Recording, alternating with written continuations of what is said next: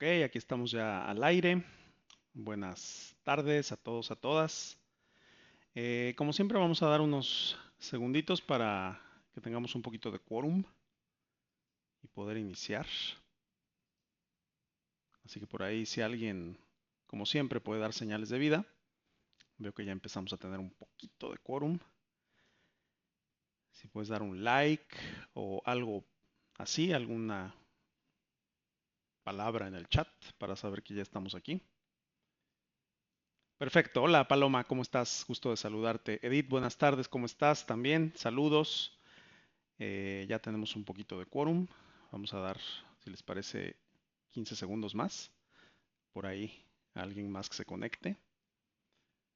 Romica, saludos. Begoña, saludos también, ¿cómo estás? Sonia, saludos. Nadi, saludos. A todos y a todas quienes están aquí, bienvenidos, bienvenidas. Eh, Lucy, saludos también. Y bueno, aquí estamos. Creo que ya tenemos quórum oficial para poder iniciar. Así que, pues bienvenidos, bienvenidas una vez más. Soy el doctor Eric López, soy el director del Instituto Mexicano de Mindfulness. Y como siempre, pues aquí estamos en nuestros lives, en nuestras sesiones en vivo. Felipe, saludos, ¿cómo estás? Tienes una mosca en tu perfil, Felipe. No es cierto, es broma. Sonia, saludos hasta Bolivia. Perfecto, muy bien. Entonces, aquí estamos. Bienvenidos todos, todas. Em, Hoy, por lo menos en México, no sé en otros países, es Día del Psicólogo. Entonces, pensando un poco en el tema de la sesión de hoy, dije, bueno, vamos a presentar algo que honre o que voltee a ver a la disciplina de la psicología, mis colegas psicólogos. Yo soy psicólogo, por si no sabían. Entonces, pues felicidades a todos mis colegas y justamente esta sesión está dedicada a explorar un poquito desde el punto de vista psicológico la práctica de mindfulness, ¿no? Y acá hay unos debates muy interesantes, yo les diría, ¿no? Porque en este mundo del mindfulness ustedes han de saber que hay de todo, ¿no? Hay todo tipo de visiones, todo tipo de personas también, ciertamente. Y como en cualquier disciplina, pues hay puristas, ¿no? Hay, gracias por sus felicitaciones, hay puristas del mindfulness, ¿no? O no, no tanto puristas del mindfulness, sino puristas de los orígenes del mindfulness, ¿no? Y hay quienes dicen, no, no, no, no, no, es que entender al mindfulness desde la psicología es como cortarle las alas, etcétera, etcétera, etcétera, ¿no? Yo no soy tan purista, eso es lo que quiero decirles. Conozco, respeto los orígenes del mindfulness y justamente porque los respeto y los conozco hasta donde me alcanza mi conocimiento, es que creo que pueden caracterizarse a través de herramientas, conceptos de la psicología contemporánea. Y obviamente pues no soy el único que cree eso, ¿no? El mindfulness bien pensado, bien hecho, serio, profesional, tiene un lugar, creo yo, dentro de la ciencia psicológica, ¿no? Entonces, esa es un poco la intención del día de hoy, ¿no? Platicar un poco acerca, yo les diría, de por qué funciona el mindfulness, por qué sabemos que funciona el mindfulness desde la perspectiva de la psicología.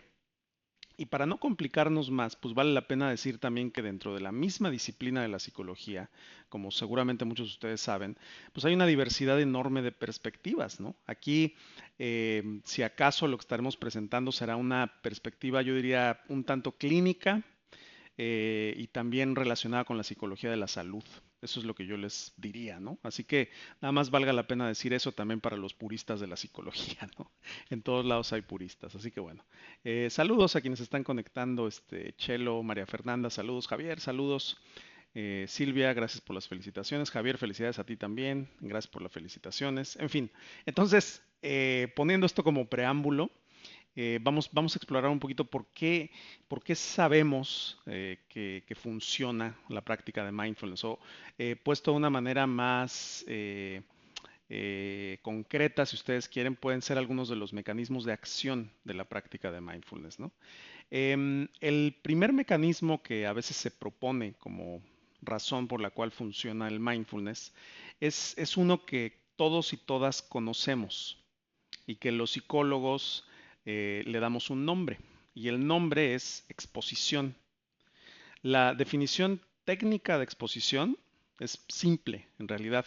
Exposición es estar en presencia de un estímulo que te resulta aversivo. El ejemplo clásico de la terapia de exposición, porque existe un tipo de terapia ya bastante vieja, pero que todavía se ocupa, que se llama terapia de exposición, ¿no? Y la terapia de exposición se trata justamente de ir entrenando a la persona para que paulatinamente pueda estar en presencia de este estímulo aversivo sin que le cause aversión. Entonces, ¿a qué me refiero con esto? Piensen, por ejemplo, a alguien que le tiene miedo a volar, ¿no? Que hay más de uno, más de una que le tiene miedo a volar, ¿no? Entonces, para muchas personas es imposible subirse a un avión porque la aversión, el malestar que genera es tal que ni siquiera la recompensa de llegar al destino que tienes planeado llegar es suficiente, ¿no? Entonces, es aversivo el volar. Entonces, ¿cómo solucionar eso desde el punto de vista de la exposición, ¿no? No puede uno pedirle a una persona que se suba, decirle, ¿sabes qué? Tu terapia de exposición es que en este momento te subas al avión y se acabó, ¿no? Porque sería demasiado aversivo. Entonces lo que hay que hacer es poco a poquito ir exponiendo a la persona a este estímulo. A lo mejor en un primer momento, qué sé yo, en una sesión de terapia le ponen el sonido de una turbina de un avión, que a lo mejor va a ser un poquito aversivo, pero es manejable porque no está dentro de un avión. A lo mejor en la siguiente etapa le pasan un video, ¿no? De una persona dentro de un avión, qué sé yo, ¿no? Se va avanzando poco a poquito. Pero conforme se va avanzando en esta exposición, esto lo vamos empatando con alguna herramienta o alguna técnica que le permita a la persona estar tranquila. Entonces, a mí me da miedo volar y nada más con el hecho de escuchar las turbinas del avión me pongo nervioso, me pongo estresado. Lo que va a hacer el terapeuta o psicólogo, en este caso o psicóloga conmigo, es que me va a enseñar a relajarme al momento de estar escuchando las turbinas. Entonces en la siguiente sesión doy el siguiente paso hasta que después de un tiempo lo que va a suceder es que yo voy a aprender a estar tranquilo dentro del avión. De hecho, hay terapeutas, no sé si se haga eso todavía, pero que se han llegado a subir con sus pacientes al avión, ¿no? Es como la sesión de graduación, ¿no? Eso es la exposición. Cuando nosotros practicamos mindfulness, y como siempre en un ratito vamos a practicar, quiero decir, eh, una de las formas básicas de estar cuando practicamos es justamente eso, es estar expuesto o expuesta a todas tus experiencias mientras meditas, independientemente de que sean aversivas, no aversivas, neutrales. O sea, tú estás meditando y a lo mejor hay una comezón, ¿no? Que la comezón es aversiva. Tú aprendes a estar presente con esa comezón. Si te da un dolor de espalda, pues entonces estás presente con el dolor de espalda. Si hay una emoción que te sobrecoge mientras estás practicando, también estás presente con ella. Y este mecanismo de exposición hace que aquello que te resulta aversivo finalmente acabe desensibilizándose, en el sentido de que ya no te hace tanto ruido. Puedes estar con una emoción difícil, puedes estar con el dolor de rodilla, puedes estar con lo que sea que se presente. Igual que la persona que se sube a un avión después de pasar por terapia de exposición. Entonces, primer mecanismo, ¿no? Gracias por las felicitaciones, felicidades. Aquí hay varios colegos y colegas, así que felicidades también y gracias por sus felicitaciones. Eh, Buen comentario. Aquí justo estaba pensándolo ahorita, Felipe. La terapia de exposición se verá beneficiada por la realidad virtual. Claro, hay terapia de exposición en donde a una persona le ponen unos gogles, unos lentes de realidad virtual, y entonces es como si estuviera dentro de la cabina del avión o viendo una araña que le da miedo o lo que sea, ¿no? Entonces, bueno, en fin. Lo importante aquí es el mecanismo. Fíjense cómo aquí hay una similitud en la práctica con la práctica de mindfulness. Uno está expuesto al estímulo aversivo. Por eso, y esta es una idea que yo la he repetido muchas veces en estas sesiones, el mindfulness no nada más es sentir bonito. Voy a estar en el momento presente para disfrutar. No, el beneficio está justamente en la exposición. El beneficio está justamente en poder enfrentar aquello que nos resulta aversivo. Entonces, primer propuesta, exposición. Y esto es un mecanismo que se conoce en psicología desde los años 40, 50, ¿no? Entonces, primer punto. Segundo punto que a veces se ha propuesto como mecanismo de acción es lo que se conoce como cambio cognitivo, que no es otra cosa más que buscar maneras de cambiar la manera en que pensamos, nuestros patrones de pensamiento o incluso en las actitudes que tenemos o la relación que tenemos ante nuestros propios pensamientos. Entonces, también este tema del cambio cognitivo se conoce en psicología desde hace muchísimo tiempo, no es nada nuevo. Pero hay una diferencia muy marcada en el mindfulness con respecto a otros enfoques de cambio cognitivo. Insisto, para los puristas de la psicología, lo que voy a decir ahorita es una sobresimplificación, porque luego a veces se me echan encima, entonces es una sobresimplificación para que lo entienda cualquier persona, ¿no? Normalmente, en estos enfoques más tradicionales de cambio cognitivo, lo que buscamos es que si hay un pensamiento que te hace ruido, que te genera depresión, que te genera ansiedad, es cambiarlo, ¿no? Si estás pensando que le va a pasar algo a tu familia con el coronavirus, pues entonces cambio cognitivo sería aprender de una manera u otra a no pensar eso y a pensar otra cosa. Ser a lo mejor un poquito más realista, las probabilidades son bajas, o si algo le llegara a pasar hay un tratamiento disponible, etcétera, etcétera. Es como cambiar el pensamiento que ya está ahí presente. Hace sentido, ¿no? O sea, ok, tengo un pensamiento disfuncional, entre comillas, y lo que hay que hacer en términos de cambio cognitivo es cambiar la cognición. Lo que propone mindfulness es, insisto, radicalmente distinto, porque lo que nos dice o lo que nos ofrece esta práctica en sus mecanismos es como si nos dijera, tú no tienes que cambiar lo que estás pensando. No hay necesidad de que si estás pensando algo que te hace ruido lo cambies. Lo que tienes que hacer es cambiar la relación que tienes con el pensamiento. Porque si se dan cuenta, muchas veces cuando tenemos pensamientos negativos, cuando rumiamos dentro de nuestra cabeza, esos pensamientos nos estresan o esos pensamientos nos generan una emoción. Es decir, tiene como un metaefecto el pensamiento, ¿no? Si ya estamos sufriendo con el pensamiento, viene otro sufrimiento extra, ¿no?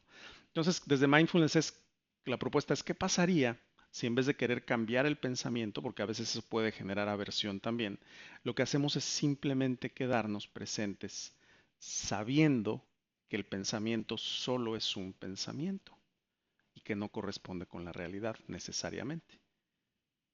Porque normalmente el problema de fondo, por lo menos desde este enfoque, es que nuestros pensamientos nos los creemos. Nos quedamos atrapados en los patrones de pensamiento habitualmente, ¿no? Y entonces creemos que lo que estamos pensando es cierto. Esto es un reto para nuestro sistema de creencias, para nuestro ego, como quieras llamarlo, ¿no? Que muchas veces lo que pensamos no es tan confiable como creemos. Entonces es un gran alivio saber que podemos ver a nuestros pensamientos como pensamientos. Y esto es lo que genera un cambio cognitivo, no tanto el sustituir un pensamiento por el otro, etcétera, etcétera, etcétera. Espero que les esté haciendo sentido esto hasta ahora, ¿no? Primer mecanismo, exposición. Segundo mecanismo, cambio cognitivo. Em, Otro mecanismo, otra eh, esfera, digamos, donde se propone que el mindfulness ejerce cambio o a través del cual ejerce cambio, es lo que se conoce como autogestión, ¿no? Automanejo, a veces se le llama también, ¿no? Como esta autogestión en términos de cómo la práctica puede ayudarnos a cambiar ciertas conductas, a cambiar ciertos hábitos en función de la conciencia que generamos al practicar. Un ejemplo muy fácil de entender en ese sentido es lo que sucede, por ejemplo, con el dolor crónico.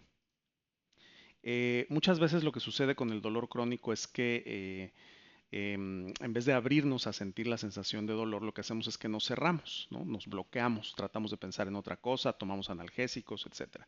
Lo cual está bien en ciertas circunstancias, no tiene nada de malo.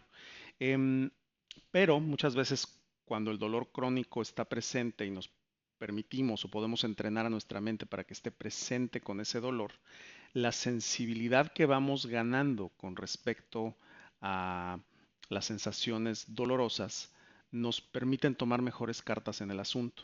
Por ejemplo, qué sé yo, si yo tengo un dolor crónico de espalda y estoy todo el tiempo bloqueándolo, peleándome con él, teniéndole aversión, como decíamos ahorita, va a ser muy difícil que yo note, por ejemplo, si algunos cambios en mi postura me ayudan a sentir menos dolor o si hay una relación entre los alimentos que consumo y el dolor de espalda. Entonces, esta conciencia que se genera con la práctica permite justamente una mejor autogestión, que no estaría presente si no estuviera este factor de la conciencia. En otras palabras, pues no podemos cambiar algo de lo cual no nos damos cuenta. Entonces, este es otro mecanismo que se propone, ¿no? La autogestión. Em, por ejemplo, ¿no? Otro ejemplo para que quede a lo mejor un poquito más claro, ¿no? Lo que pasa con la gente que tiene esta tendencia a comer compulsivamente, ¿no? Que yo creo que a todos alguna vez nos habrá pasado, ¿no? Que nos damos un atracón de comida. Lo que termina sucediendo es que las personas que tienen esta conducta frecuentemente no tienen conciencia, no se dan cuenta de la señal de saciedad que les da su cuerpo. O sea, la sensación de estar satisfecho o satisfecha. ¿Cómo puede una persona darse cuenta de esa señal de saciedad si no está consciente y si no está presente? En otras palabras, cuando este factor de estar presente, de estar atento, que es el mindfulness, está presente, valga la redundancia, es mucho más fácil que esta persona se dé cuenta de la señal de saciedad y por lo tanto no caiga en estas conductas de consumo de atracón de alimentos, ¿no? Entonces, eso es a lo que nos referimos con la autogestión, ¿no? Otra, otra que probablemente es lo que la mayoría de las personas sentimos en un primer momento cuando meditamos, es la relajación. ¿Cuántos de aquí, cuántos de ustedes no han sentido relajación cuando practican? A veces es muy tangible, ¿no? Esta sensación de estar relajados, ¿no? Cuando practicamos. Pues también es otra forma a través de la cual el mindfulness ejerce pues todos estos cambios, ¿no? Pero fíjense hasta ahora, si hacemos un pequeño punto, una pequeña pausa, fíjense lo que está pasando. O sea, estamos hablando de mecanismos que en gran medida ya se conocen. O sea, no es que digamos, la exposición sea algo nuevo que haya surgido con el mindfulness o el cambio cognitivo, o el automanejo, etcétera. Pero lo que sí es nuevo es poder encontrarte en una sola práctica todos estos elementos. Porque, por ejemplo, si haces terapia de exposición, esta terapia de los aviones, ¿no? Que hablábamos hace un ratito, es difícil que haya un cambio cognitivo o es difícil que haya una autogestión. O a veces si haces cambio cognitivo, el mecanismo básico de aversión no cambia, ¿no? Entonces, una de las grandes virtudes que se ha propuesto en términos de la práctica de mindfulness es justamente esa, que no es tan fácil encontrar una práctica que conjunte todos estos mecanismos. Entonces, fíjense cómo no es el hecho de que estén presentes estos mecanismos, sino el conjunto de mecanismos, ¿no? Entonces, bueno, ahí es donde entra el tema de la relajación. Y por último, insisto, esta es solamente una perspectiva, hay muchas más que si quieren luego las platicamos, es la famosa palabra tan cliché, tan mentada, que es la aceptación. Eh, Hay muchas maneras de entender la aceptación. Hay una definición que ahorita la tengo presente, que me gusta, que dice más o menos esto. Aceptación es renunciar a la idea de que las cosas pueden ser diferentes de como son en este momento. Renunciar a la idea de que las cosas pueden ser diferentes o van a ser diferentes a como son en este momento. Esa es una definición de aceptación. Otra definición, que es también muy conocida, es poder experimentar o vivir los eventos, las experiencias de tu vida plenamente, sin defenderte, sin tratarlas de cambiar, sino simplemente dejándolas estar, las experiencias. Entonces, digamos, hay enfoques basados en aceptación, en psicoterapia, dentro del mismo mindfulness, etcétera, donde esta cualidad misma de no querer cambiar lo que nos está pasando es el factor principal. Y fíjense cómo también hay una conexión entre todos estos factores, ¿no? Entre todos estos factores de exposición y aceptación, ¿no? Cuando tú estás en presencia de un estímulo aversivo, pues también estás aceptándolo porque no te estás peleando con él, ¿no? Entonces y a su vez esta aceptación y esta exposición genera una relajación. O sea, es como, véanlo como que todos los factores están actuando al mismo tiempo. No es que primero sea uno, luego el otro y luego el otro, sino que es todo al mismo tiempo, ¿no? Aquí un par de preguntas. Dice, ¿cómo aplicarlo con personas con problemas alimenticios? Parte del enfoque, Janet, es lo que acabo de mencionar. No nos va a dar tiempo de hablar más al respecto. Si quieren, luego hacemos una sesión de esto, pero parte es justo lo que acabo de mencionar, ¿no? Sonia dice, ¿no sería resignación esa frase? No estoy seguro. Seguro es una cuestión de semántica, Sonia. Yo pienso que aceptación, o más bien resignación, por lo menos en mi diccionario, tiene que ver como con una actitud más pasiva, ¿no? Como decir, no voy a hacer nada al respecto, ¿no?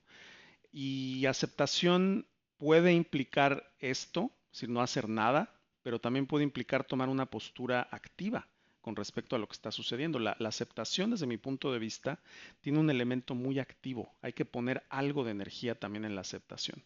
Entonces, yo lo vería más o menos por ahí, ¿no? Seguro es una cuestión de semántica también. Lo importante aquí es no perdernos en los significados de las palabras, sino en el espíritu, sino más bien estar presentes en el espíritu de lo que quiere decir todo esto. Así que, pues bueno, es una exposición muy simple, muy fácil de entender, espero, de cuáles son algunos de los mecanismos de acción de la práctica de mindfulness, ¿no? Y bueno, para los que tengan curiosidad, les vuelvo a comentar que esto es solamente una postura, hay muchísimas posturas más que, insisto, si quieren luego las platicamos con más calma. ¿Quieren practicar? ¿Quieren que hagamos un ratito de práctica? Platíquenme también si les está siendo útil esta exposición, si estamos a lo mejor muy conceptuales o que quieren que nos metamos más a fondo. Este espacio es para ustedes, de hecho. Vamos a ver si hay algún comentario antes de... Muy bien. Recomiéndenos audios, videos. Bueno, eso sería otro tema, ¿no? Métete a nuestro sitio, Janet, www.mindfulness.org.mx. Ahí puedes encontrar mindfulness.org.mx, ¿no? Eh, Muy bien.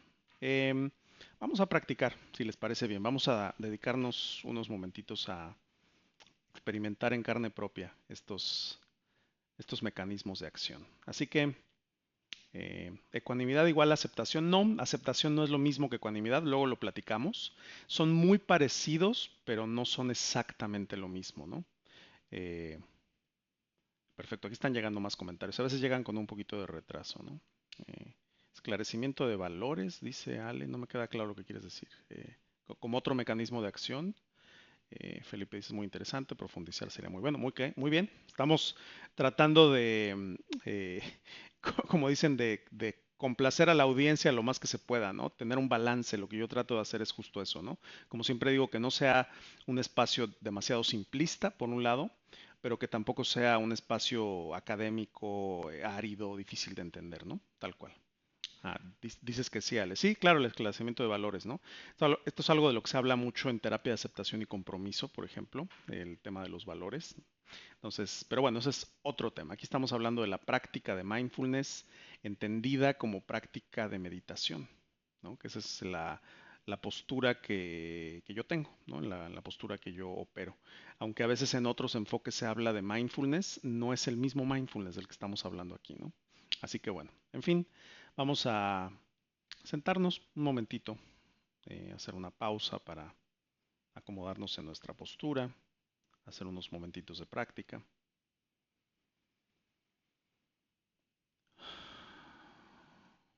Dándote permiso de soltar,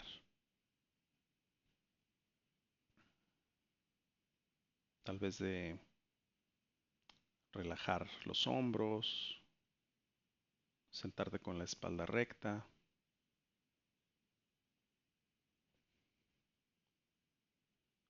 Si estás sentado en una silla, sentir el contacto de tus pies con el suelo.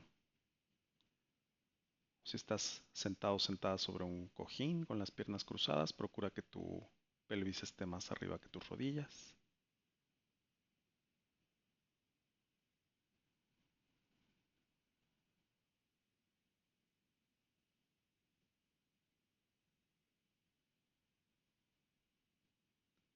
Tomándote un momento para notar, para darte cuenta de cómo estás en este momento.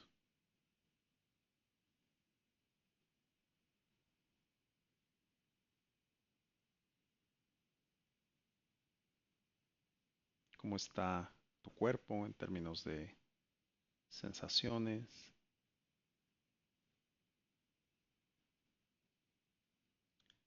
No solamente las sensaciones en sí mismas, sino también la relación que tienes con esas sensaciones.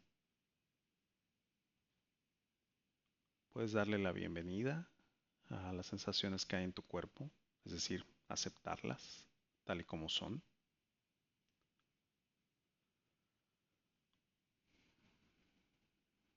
O a lo mejor hay una cierta lucha interna, como este movimiento de no querer voltear a ver. Cualquiera que sea el caso, date cuenta, nótalo en tu cuerpo, no tanto a través de tu pensamiento, sino a través de tu cuerpo mismo. A veces decimos que esta práctica es sentir al cuerpo en el cuerpo. Entonces no es pensar, es sentir.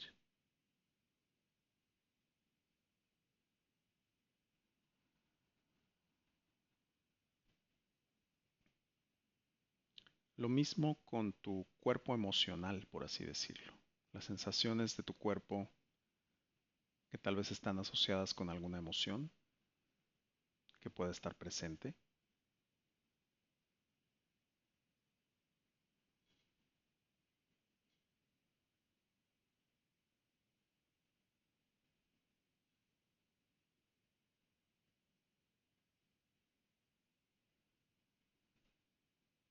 Igual también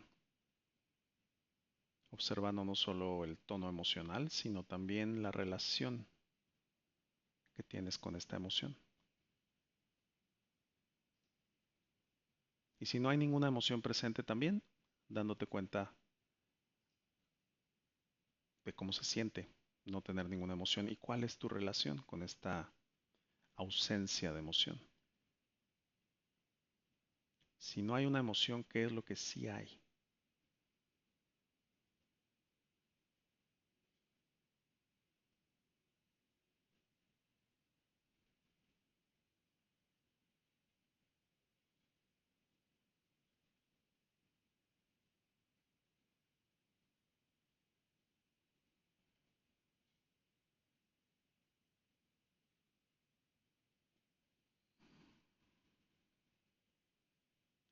Y también tomando conciencia de tu mente, de tu pensamiento,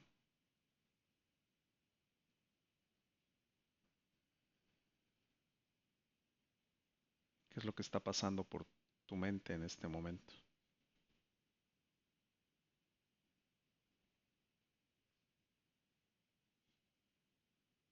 Si hay muchos pensamientos o pocos, imágenes, voces,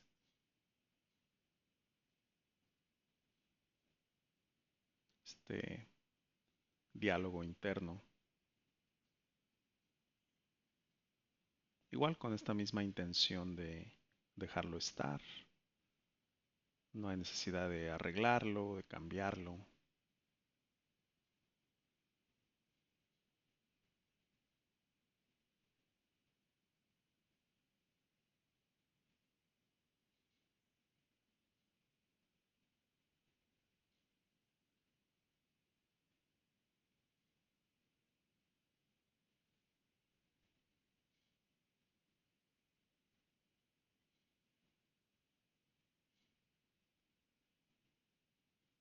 Dejándote estar justo donde estás, momento a momento.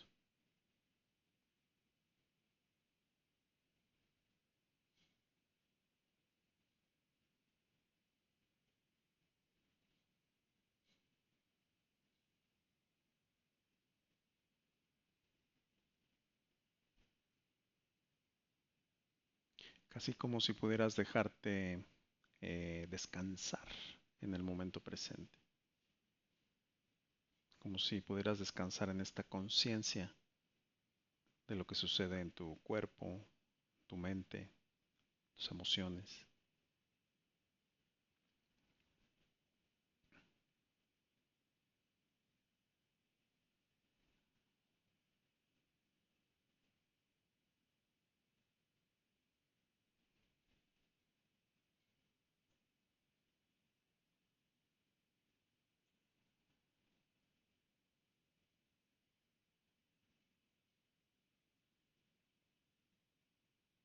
Puedes, cuando te sientas listo, lista,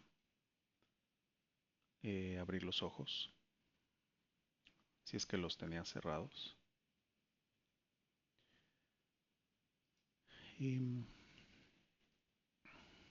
Date un momentito para sentir, para notar cómo te sientes, cómo estás. Igual como siempre, pues me da curiosidad saber si hay alguien que le gustaría compartir cómo están en este momento después de este ratito de práctica, después de nuestra breve charla sobre algunos de los mecanismos de acción de la práctica de mindfulness. ¿Cómo están? ¿Qué te, qué te está dando esta práctica en este momento?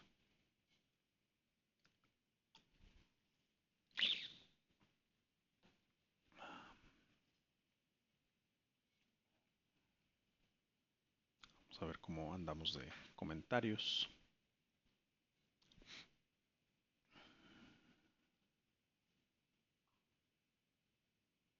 María Fernanda dice, como una pluma flotando. Bonita imagen, una pluma flotando. Fati dice, tranquilidad, me da gusto. Relajación, aceptación, ahí está uno, los dos de los mecanismos o de los que acabamos de platicar ahorita. Relajada.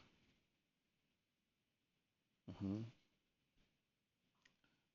Conectada con mi experiencia. Bien.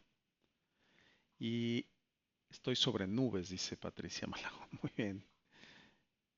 Elina dice, ¿qué días son las prácticas? Me siento muy relajada.